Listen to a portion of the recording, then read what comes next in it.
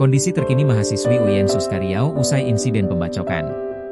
Wakil Dekan 3 Bidang Kemahasiswaan Fakultas Syariah dan Ilmu Hukum UIN Suskariau, Alfi Syahrin, memastikan kondisi mahasiswi korban pembacokan di ruang seminar kampus kini dalam keadaan stabil.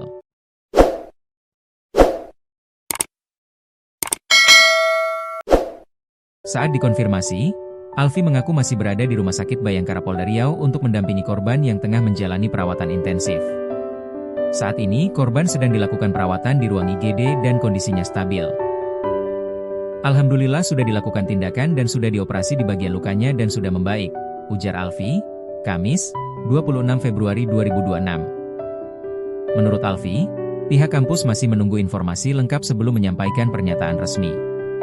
Saya belum dapat informasi yang valid terkait motifnya, kita tunggu saja nanti dari kampus akan ada press release-nya.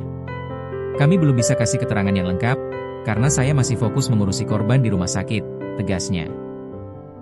Pihak kampus memastikan akan menyampaikan keterangan resmi setelah seluruh informasi terkumpul, sembari fokus pada pemulihan kondisi korban.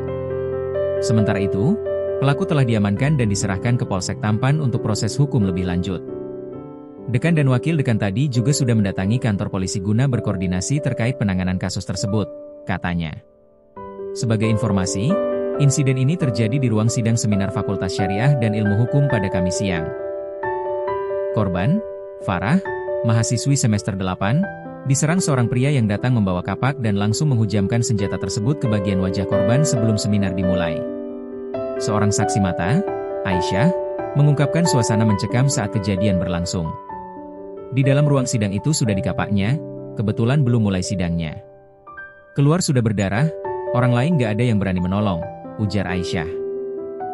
Mahasiswa lain yang berada di lokasi tidak berani mendekat karena pelaku membawa kapak dan sempat menyandera korban dalam kondisi terluka. Beruntung, petugas keamanan kampus segera datang dan mengamankan pelaku sehingga korban dapat dievakuasi ke rumah sakit.